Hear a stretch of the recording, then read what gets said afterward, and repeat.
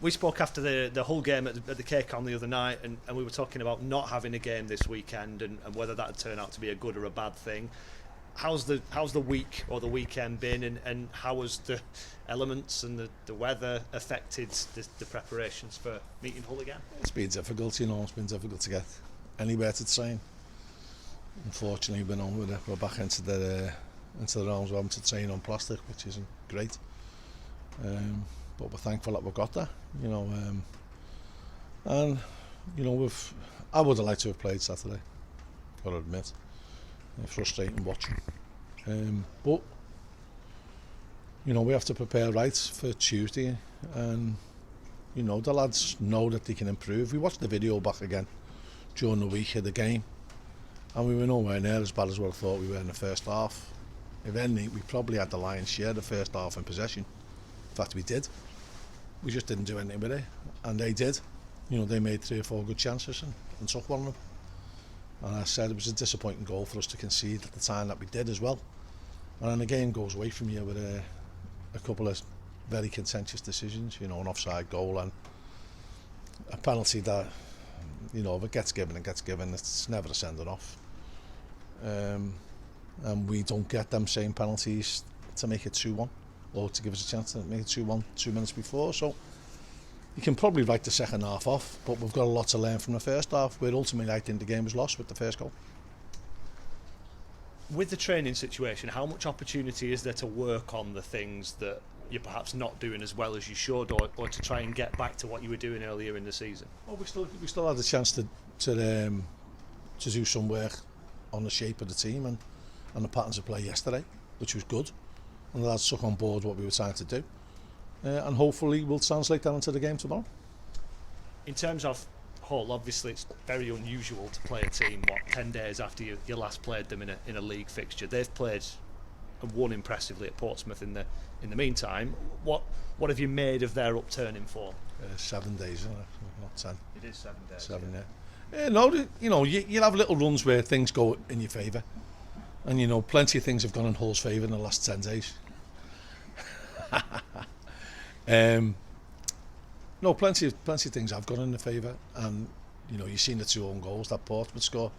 All of a sudden now our fans mightn't feel as bad about losing 3-0 to Hull when they see Hull beating Portsmouth 4-0.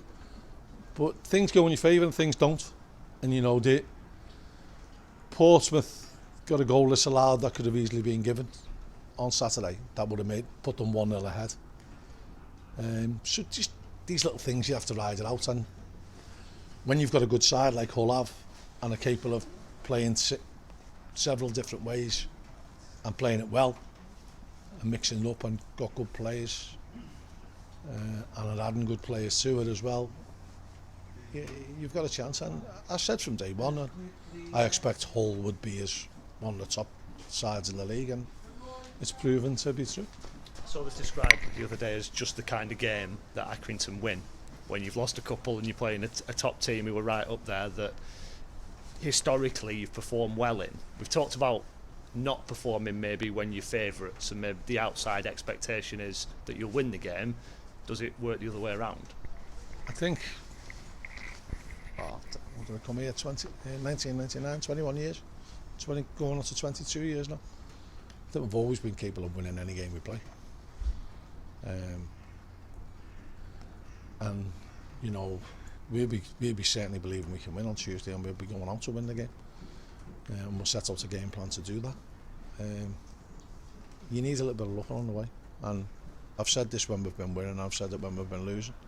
You can't underestimate the element of luck in football. Now, you can hide behind it and not work hard or feel sorry for yourselves, and then that's when you go backwards, and then that's when luck doesn't play a part. That's when your own mental attitude towards the game, your own performances suffer. But you can be playing on the top of your game and things will go against you. And the last couple of games haven't gone our way, and certainly with the decisions that we've had, some of them have been head scratching, and it's not just me saying it, it's qualified referees saying it, it's the heads of the referees association saying it. So we've just got to get back to playing the way I know we can play. The alarming thing for Tuesday's game was that we didn't create chances when we had a lot of the possession. now we've got to address that. We've got to find a way to address it.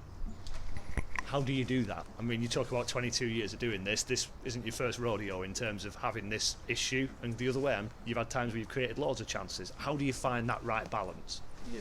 You give the lads ideas on the training ground, and you practice, and you work hard.